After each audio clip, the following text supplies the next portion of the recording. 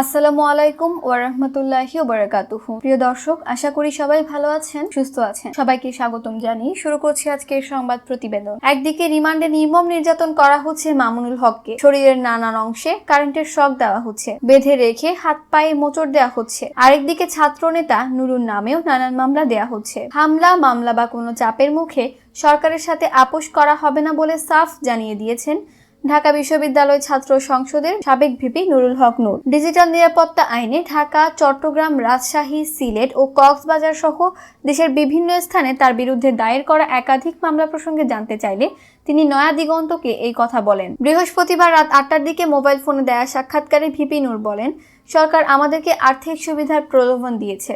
এতে সফল না হয়ে হামলা, মামলা ও নির্যাতনের মাধ্যমে সরকারের পক্ষে নেওয়ার জন্য চেষ্টা করা হয়েছে।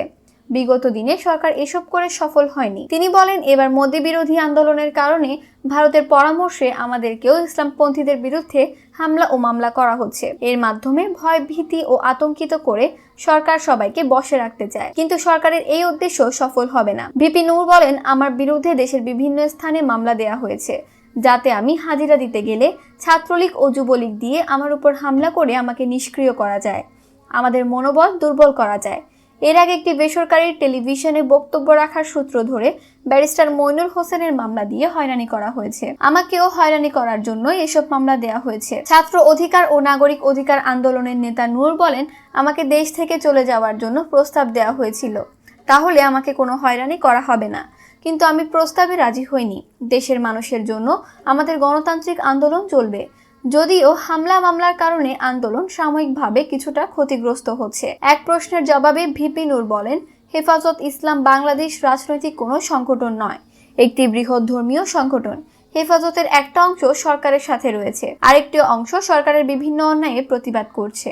সরকার তাদেরকে হয়রানি করছে ভারতকে খুশি করার জন্য। সরকারের সাথে আপোষ প্রসঙ্গে তিনি বলেন, সরকার ভারতের পরামর্শে চলছে, দেশের গণতন্ত্র ধ্বংস করা হচ্ছে।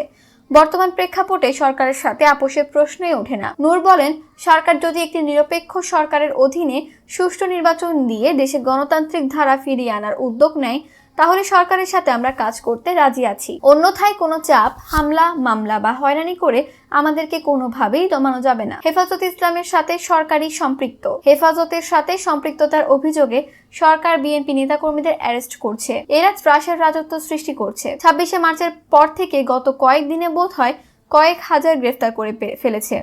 শুনলে অবাক হবেন, চট্টগ্রাম, ব্রাহ্মণবাড়িয়া, ঢাকার বিএনপি কর্মীরা রাতে বাসায় থাকতে পারে না, ব্লক রেড করছে। কেরানীগঞ্জে ব্লক রেড করে আমাদের নেতাকর্মীদের অ্যারেস্ট করেছে। কিছু বলতে গেলেই তারা বলে যে হেফাজতের সাথে সম্পৃক্ত আছে। আরে হেফাজতের সাথে সম্পৃক্ত তো আপনারা বসে মিটিং করে তাদের সাথে চুক্তি করেছেন, তাহলে আমরা হেফাজতের সাথে সম্পৃক্ত হলাম না আপনারা? আমাদের প্রধানমন্ত্রী তো সরাসরি বলে ফেলেন, এত কোটি টাকা দিয়েছি, আমরাই একমাত্র কাজ করছি, আর তো কেউ কাজ করছে না, এইসব কথা বলেন। দায়িত্ব তো আপনারাই নিয়েছেন, দায়িত্ব তো পালন করতে হবে আপনাদেরকে। সেই দায়িত্ব পালন করতে গিয়ে আপনারা পদে পদে জনগণের সাথে প্রতারণা করছেন। আপনারা জনগণের সমস্ত আস্থা হারিয়েছেন, বিশ্বাস হারিয়েছেন, এখন অত্যাচার নির্যাতন শুরু করেছেন, এই দেশটাকে একটা পুলিশি রাষ্ট্রে পরিণত করেছেন। আপনি গণতন্ত্রের কথা বলবেন, অথচ কাউকে প্রতিবাদ করতে দেবেন না।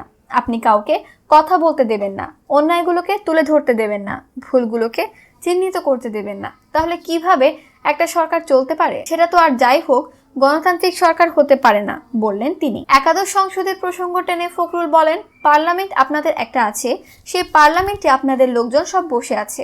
আপনারাই নিশ্চিত করে দিয়েছেন কারা কারা পার্লামেন্টের সদস্য হবেন, কারা কারা হবেন না, এবং সেই পার্লামেন্টে যা খুশি তা আপনারা করছেন। একটা দিনও শুনিনি যে করোনা নিয়ে ইতিবাচক আলোচনা হয়েছে, একটা দিনও শুনিনি সেখানে জনগণের আর্থিক অবস্থা নিয়ে কোনো আলোচনা হয়েছে। করোনা মোকাবিলায় সরকারের ব্যর্থতায় ক্ষোভ প্রকাশ করে মির্জা ফখরুল বলেন, করোনায় এখন আমাদের আল্লাহর উপর ছেড়ে দেয়া ছাড়া আর কোনো কিছুই করার নেই। ভ্যাকসিন প্রথমবার যারা নিয়েছেন তারা দ্বিতীয়বার সবাই ভ্যাকসিন পাবেন কিনা আমি তা জানি না, কারণ যা শুনতে পাচ্ছি ভারত রফতানি বন্ধ করে দিচ্ছে। একজন কিছুদিন আগে বলেছেন, একটা মাত্র দেশের উপর এই যে নির্ভর করে ভ্যাকসিন সংগ্রহ করা, এটাও তো একটা ক্রিমিনাল অফেন্স। আপনাকে একটা সরকার চালাতে হলে অনেক পথ খোলা রাখতে হবে। আপনি চীনকে বলে দিলেন যে না, তোমারটা আমার দরকার নেই, ফেরত দিয়ে দিলেন। আপনারা ভারত থেকে নেওয়া শুরু করলেন, তাও আবার অনেক বেশি দামে, তাও ব্যক্তি মালিকানায় একজন ব্যবসায়ীর হাতকে শক্তিশালী করার জন্য তার কাছ থেকে এই ভ্যাকসিন আপনি নিয়েছেন। এটা গভর্নমেন্ট টু গভর্নমেন্ট নেওয়া যেত, অন্যান্য দেশগুলো যেভাবে নিচ্ছে। এবার ভিন্ন প্রসঙ্গ, খোলা হলো মার্কেট, বাধা দিলে আন্দোলনের হুমকি। পুলিশ যদি আমাদেরকে ব্যবসা করতে বাধা দেয় তাহলে দোকানে আটকে রেখে তাদেরকে বাঁশ দিয়ে পেটানো হবে। সরকার ঘোষিত লকডাউনের মধ্যে আরডিএ মার্কেট খুলে ব্যবসা শুরু করেছেন ব্যবসায়ীরা। বাধা দিলেই রাস্তায় আন্দোলনে নামার হুমকি দিয়েছেন তারা। এর আগে প্রথম দফা লকডাউন ঘোষণার পর গত 6 এপ্রিল থেকে আরডিএ মার্কেটের ব্যবসায়ীরাও তাদের দোকান খুলে ব্যবসা শুরু করেছেন। এবার কিছুদিন বন্ধ রাখার পর আবারও আরডিএ মার্কেট খুললেন ব্যবসায়ীরা। এছাড়া মার্কেটের সামনে অন্যান্য ব্যবসায়ীরাও আগের মতো বিভিন্ন পণ্যের পসরা সাজিয়ে বসেছেন। এইসব ব্যবসায়ীদের দাবি তারা শারীরিক দূরত্ব বজায় রেখে এবং স্বাস্থ্যবিধি অনুসরণ করেই তাদের দোকানপাট খোলা রেখেছেন। বৃহস্পতিবার 21 এপ্রিল সকালে রাজশাহী মহানগরীর সাহেব বাজার আরডিএ মার্কেটে গিয়ে দেখা গেছে প্রায় সব দোকানই খোলা। ব্যবসায়ীরা লকডাউন মানছেন না, তবে প্রতিটি দোকানের সামনের অংশে হ্যান্ড স্যানিটাইজার রাখা হয়েছে। এছাড়া রাখা হয়েছে জীবাণুনাশক স্প্রেও। আর ব্যবসায়ীরা এখন মুখে মাস্ক পরে ব্যবসা করছেন।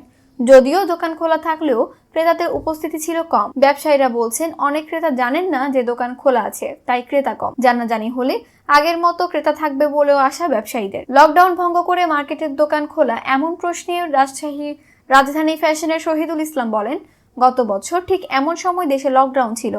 এর মধ্যে পহেলা বৈশাখ গেছে, ঈদুল ফিতর ও ঈদুল আজহা গেছে, তারা ব্যবসা করতে পারেননি। ঈদের জন্য যখনই পণ্য কিনে মজুত করেছেন ঠিক তার পরপরই লকডাউন দেওয়া হয়েছিল। এতে ব্যবসায়ীরা চরম ক্ষতির মুখে পড়েন। এরপর টানা একটা বছর কেটে গেছে করোনায়। এই সময়ে ব্যবসায়ীরা নিজেদের পুঁজি ভেঙে খেয়েছেন। এই বছর আবার ঠিক ঈদের আগেই লকডাউন ঘোষণা করা হয়েছে, কিন্তু এখন ব্যবসা করতে না পারলে তাদের পথে বসতে হবে। তাই না খেয়ে মরার চেয়ে করোনায় মৃত্যু হলেও ভালো। এমন মন্তব্য কেবল শহীদুলের নয়, রাজশাহীর আরডিএ মার্কেটের অধিকাংশ ব্যবসায়ী। তারা লকডাউনে দোকান বন্ধ না রেখে স্বাস্থ্যবিধি মেনে দোকান খোলা রাখার পক্ষে। এই জন্য তারা প্রশাসনের নির্দেশনা ভঙ্গ করেই দোকান খুলছেন। কেউ বাধা দিলে তারা সড়কে নেমে আন্দোলন করবেন বলেও হুঁশিয়ারি উচ্চারণ করেন তিনি। এর আগে গত 5 এপ্রিল সকালে দোকান খোলার দাবিতে রাস্তায় নেমে বিক্ষোভ করেন রাজশাহীর আরডিএ মার্কেটের ব্যবসায়ীরা। এর আগের দিন 4 এপ্রিল স্বাস্থ্যবিধি মেনে দোকান খোলার দাবিতে সংবাদ সম্মেলনও করেন ব্যবসায়ীরা। এদিকে কঠোর লকডাউনের মধ্যে আজও সড়কে কোনো গণপরিবহন দেখা যায়, তবে বিভিন্ন সড়কে ব্যক্তিগত গাড়ি, সিএনজি চালিত অটোরিকশা চলাচল করছে। এছাড়া পণ্য পরিবহনের ট্রাক ও কাভার্ড ভ্যান ও পণ্যবাহী ট্রেন চলাচল স্বাভাবিক রয়েছে। মহানগরীর নওদাপাড়া, আমচত্বর, গোরহাঙ্গা রেলগেট, সাহেববাজার 0 পয়েন্ট, তালইমারি সহ বেশ কিছু গুরুত্বপূর্ণ পয়েন্টে পুলিশ যানবাহন চলাচল সীমিত করার চেষ্টা করছে, কিন্তু এরপরও মহানগরী জুড়ে অনেক মানুষের চলাচলও দেখা গেছে। খাদ্য নিরাপত্তা নিশ্চিত না করে লকডাউনের সুফল অর্জন সম্ভব নয়। দেশের কোটি কোটি মানুষ দিন আনে দিন খায়, জীবন বাঁচাতে তাদের রাস্তায় নামতে হচ্ছে।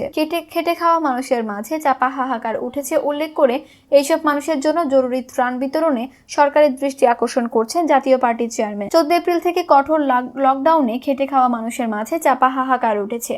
নিম্ন আয়ের মানুষ কর্মহীন হয়ে অসহনীয় কষ্ট পোহাচ্ছে। আবার জীবন বাঁচাতে কাজের সন্ধানে রাস্তায় নেমে আর্থিক জরিমানার সম্মুখীন হচ্ছে মানুষ। ধার দেনায় জর্জরিত সাধারণ মানুষ কষ্টের কথা কাউকে বলতে পারছে না। ভিডিও বার্তায় তিনি আরো বলেন, জানা গেছে যে করোনা মহামারীর প্রভাবে দেশে যেখানে 2.5 কোটি মানুষ নতুন করে দরিদ্র হয়েছে, সেখানে লকডাউনে ক্ষতিগ্রস্তদের জন্য প্রধানমন্ত্রীর পক্ষ থেকে যে অর্থ সহায়তার ঘোষণা দেওয়া হয়েছে তা একেবারেই অপ্রতুল। এমন প্রেক্ষাপটে করোনায় ক্ষতিগ্রস্ত মানুষের জন্য প্রয়োজনীয় অর্থ সহায়তার পাশাপাশি লকডাউন শিথিল করতে সরকারের প্রতি আহ্বান জানান জাতীয় পার্টির চেয়ারম্যান। একই সাথে জিএম কাদের বলেন, সম্ভব হলে লকডাউন পুরোপুরি প্রত্যাহার করা উচিত। প্রিয় দর্শক, সংবাদ প্রতিবেদনটি যদি আপনাদের ভালো লেগে থাকে তাহলে দয়া করে বিডি ভাইরাল নিউজ চ্যানেলটি একটি সাবস্ক্রাইব করে দিন, যাতে করে এই ধরনের ভিডিও আপনি আরো পেতে পারেন।